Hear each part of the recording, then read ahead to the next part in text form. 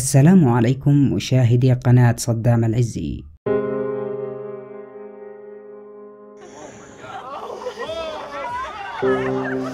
الساحر كريس إنجل، الساحر الأمريكي اليوناني الذي لم يترك شيء إلا وحوله إلى سحر.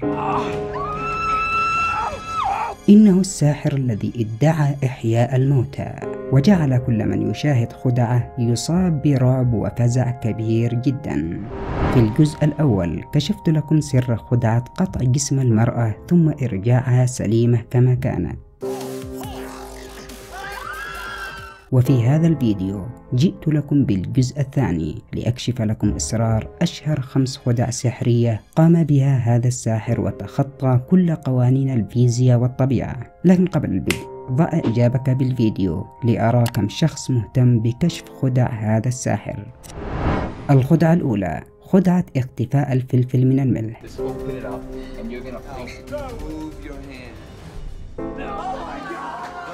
تعتبر هذه الخدعة واحدة من أذكى الخدع السحرية التي قام بها الساحر كريس، حيث يقوم الساحر بصب قليلا من الملح وقليلا من الفلفل المطحون، ثم يأخذ يده اليمنى ويد الفتاة ويضعها على الملح، ويضع يده اليسرى تحت الطاولة، وبعد ثوان معدودة يخرج الساحر يده من الأسفل فيظهر بها الفلفل، ويظهر الملح الذي على الطاولة وهو صافي ولا يوجد به أي حبة فلفل، وهو الأمر الذي يصيب الحضور بذهول كبير جدا.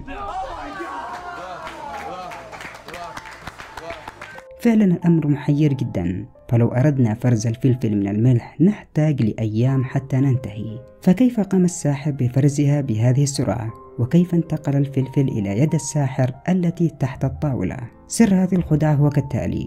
أولا يا صديقي، ما قام بخلطه هنا هو في الحقيقة ليس ملح وفلفل، بل هو ملح ومغناطيس مطحون ودقيق جدا، فالساحر أوهمنا فقط وأوهم الحضور أنه فلفل. وعندما طلب من الفتاة أن تضع يدها على الطاولة بهذا الشكل، قام كريس بإدخال يده في جيب بنطاله في هذه اللحظة، وأخرج منها حفنة من المغناطيس المطحون. لاحظوا كيف أدخل يده وهي فارغة ثم أخرجها وهو قابض عليها، حيث وضع المغناطيس في يده وبدأ بحك وفرك المغناطيس تحت هذا الملح، ليقوم المغناطيس الذي في يده بجذب حبات المغناطيس المخلوطة مع الملح إلى الأسفل، لتظهر في النهاية حبات الملح فقط وهي تطفو في الأعلى، بينما تنجذب حبات المغناطيس إلى الأسفل، لأن الساحر قام بجذبها من خلال المغناطيس المطحون الذي كان في كفه.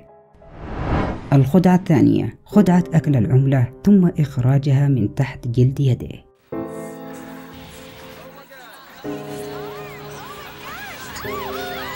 خدعة مرعبة وغريبة فعلا، حيث قام بأخذ عملة معدنية من هذه الفتاة وطلب منها وضع توقيعها عليه، ثم قام الساحر بوضعها في فمه وبلعها، وظهر فمه فارغ تماما. بعدها يظهر الساحر ذراعه فإذا بالعملة تظهر تحت جلد يده، بل ويمرر الساحر يده عليها فتظهر وهي تتحرك حتى تصل إلى أسفل يده في مشهد غريب جدا.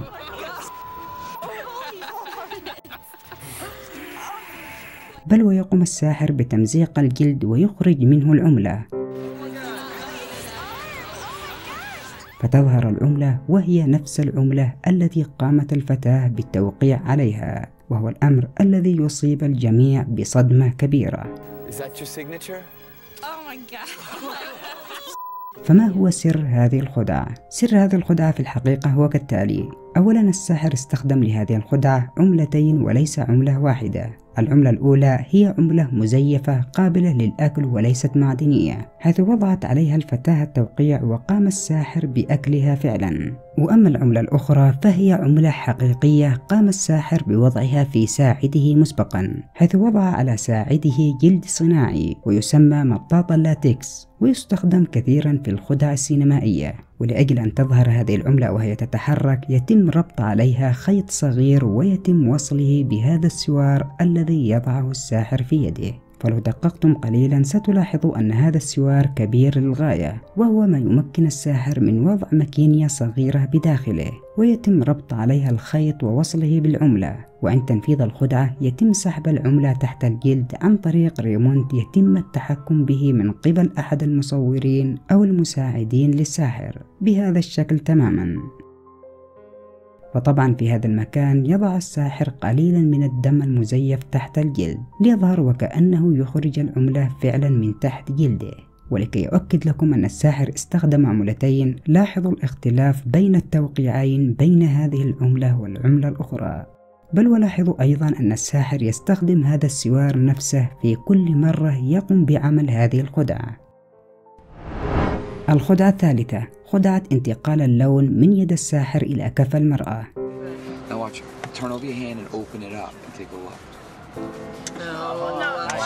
خدعة قوية جدا، ورغم بساطتها إلا أنها تترك تأثير كبير جدا في نفوس المشاهدين، حيث يطلب الساحر من المرأة الحامورة الخاصة بها، ثم يطلب منها مد يدها بهذا الشكل، ثم اختيار إحداها وضمها بهذا الشكل، فيأخذ الساحر الحامورة ويضع القليل منها على كفه، ثم يقوم بمسحها. بعدها يخبر المتحدية أن الحامورة انتقلت من يده إلى داخل كفها، لتقوم الفتاة بفتح يدها وتتفاجأ أن الحامورة انتقلت فعلا إلى كفها مع أنها كانت قابضة ليدها. فكيف تتم هذه الخدعة؟ سر هذه الخدعة في الحقيقة بسيط جدا، ويمكنك أنت أيضا عمل هذه الخدعة وإدهاش أسرتك. فعندما أخذ الساحر الحامورة من الفتاة وضع القليل منها على أصبع يده بهذا الشكل، وعندما طلب منها مد يدها أخذ الساحر يدها وألصق الحامورة في باطن كفها بهذا الشكل.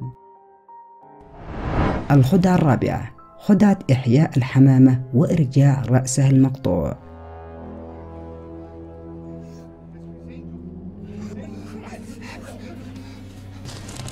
خدعة قام بأدائها الساحر كريس أنجل، وقام بها أيضا الساحر كريس المصري، وهما الساحران الذين كشفت خدعهم في فيديوهات السابقة. حيث يدخل الساحر كريس أنجل هذا المكان فيجد حمامة انفصل رأسها عن جسدها بسبب ارتطامها بالزجاج، ليقوم الساحر بأخذ رأسها ولصقه بجسمها، وخلال ثوان تعود الحمامة بخير ولا يوجد بها أي ضرر. في الحقيقة تبدو الخدعة سخيفة، ولكنها لاقت مشاهدات عالية واهتمام كبير من قبل الكثيرين، ولهذا أحببت شرح تفاصيلها لكم.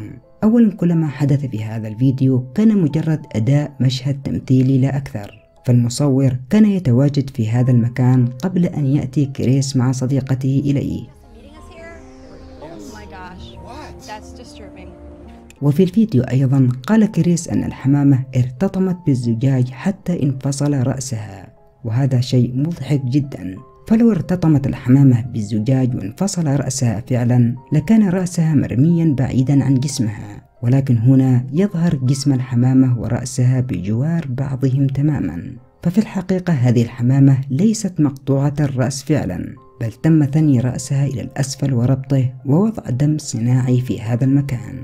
وأما هذا الرأس فهو مجرد رأس صناعي، حيث أخذ الساحر الحمامة وأوهم الجميع أنه يعيد لها رأسها، وفي الحقيقة أنه قام بإخراج رأسها المربوط بجسمها ثم أخفى الرأس الصناعي في يده. تستطيع أن تروا هنا وهو يخفي الرأس الصناعي في كفه.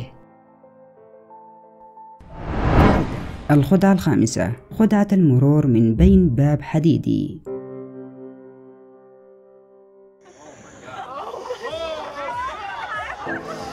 خدعة عجيبة فعلا قام بها الساحر كريس وأدهش بها كل المتواجدين، حيث قام الساحر بالوقوف خلف هذا الباب، والذي تم التأكد أنه باب حديدي سليم ولا يوجد به أي خلل. ثم يقوم الساحر بأخذ قطعة للتغطية على جسده، وفجأة يظهر الساحر وقد تعدى من الباب الحديدي.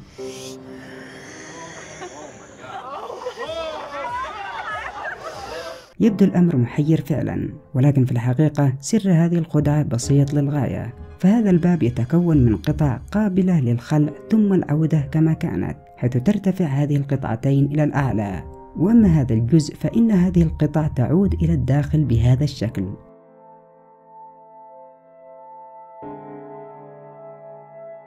وبعد أن يتعدى جسم الساحر الباب تعود هذه القطعة كما كانت بشكل أوتوماتيكي.